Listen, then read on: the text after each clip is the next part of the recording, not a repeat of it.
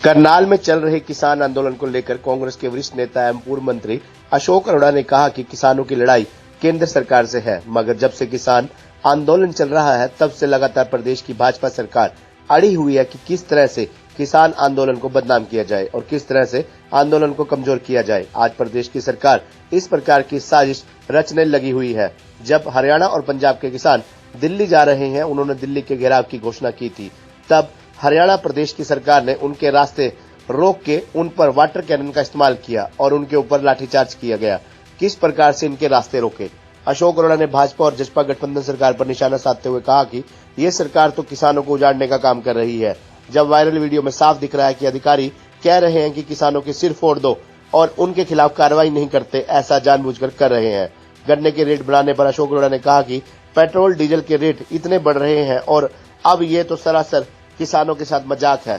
Congress party का 27 सितंबर को भारत बंद का समर्थन किसानों के साथ रहेगा। और किसान कुछ नहीं मांगता, ये कहते हैं कि जो आपने 3 काले कानून बनाए हैं उसको रद्द करो, एमएसपी पे गारंटी दो। वो जो देने की बात है केंद्र की सरकार की, उनकी लड़ाई केंद्र की सरकार से है।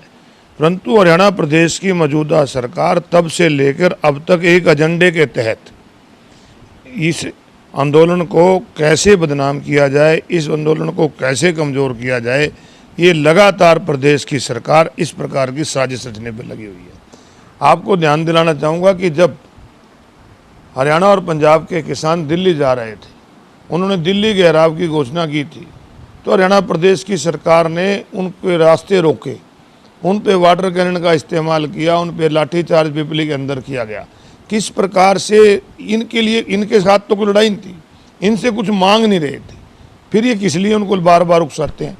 ये केवल उनको उकसाने का काम करते हैं। पिपली के अंदर इन्होंने लाठीचार्ज की और करनाल के अंदर फिर लाठीचार्ज की। और मुझे हैरानी होती है कि एक व्यक्ति सीधा कहता है कि सिर फोड़ दो और उसको सस्पेंड नहीं करते, उसके खिलाफ कार्रवाई नहीं करते। तो इनका मकसद एक है कि इनको ध्यान से भटकाए, इन आंदोलन को कमज़ोर कैसे किया जाए, किस प्रकार से हरियाणा प्रदेश की बीजेपी और बीजेपी की सरकार इस काम पे लगी हुई है। जो आंदोलन केंद्र की सरकार के खिलाफ 3 बिलों को लेकर चल रहा है, उसको हरियाणा प्रदेश की तरफ मोड़ने का काम कर रही है।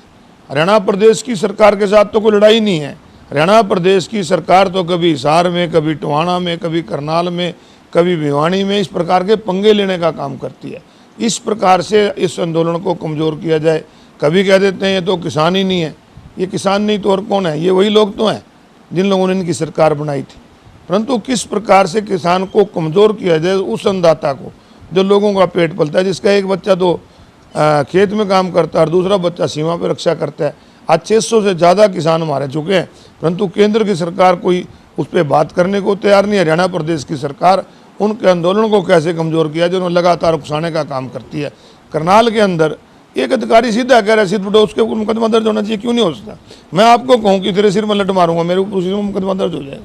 तो एक वीडियो जारी हो रही है, उसमें साफ कह रहा है कि लठ मारो, और 15 किलोमीटर दूर जाके लठ मार दिए जाते हैं। एक किसान की चोट लगने से मौत भी हो जाती है। तो आज किसान कोई और कुछ नहीं मांग रहे। हरियाणा प्रदेश की सरकार से तो एमएसपी नहीं मांग रहे, हरियाणा प्रदेश की सरकार से तीनों कानून के बारे में नहीं मांग रहे। हरियाणा प्रदेश की सरकार के तो उस अधिकारी के खिलाफ कार्रवाई मांग रहे हैं। तो इनको करने में क्या अर्ज है? कभी आतंकवादी बताते हैं, कभी अलगाववादी बताते हैं। इनका मकसद किस प्रकार से अपनी कमजोरी को छुपाया जाए, इस बात को लेके है। इनका और कुछ नहीं। इनको तो ऊपर जाते हैं दिल्ली से गाइडलाइंस लेके आते हैं कि किस प्रकार उस आंदोलन को दिल्ली की बजाय हरियाणा में मोड़ा जाए। वैसे इनका और कोई मकसद नहीं है। तो मनोहर लाल खट्टर के बस की बात नहीं है। 3-4 साल से कोई रेट इस सरकार ने नहीं बढ़ाया। अब केवल 12 रुपये क्विंटल, 350 की बजाय 362 रुपये, यानी कि 4% से भी कम रेट बढ़ाए हैं। और जो पिछले 3 सालों में डीजल और पेट्रोल के रेट बढ़े, जो खाद के रेट बढ़े, लागत तो गन्ना उत्पादक है या गेहूं उत्पादन करने वाले, उनकी लगातार बढ़ी है। और 40 रुपये क्विंटल गेहूं का रेट बढ़ाकर 12 रुपये क्विंटल गन्ने का रेट बढ़ाकर किसान के साथ मजाक किया।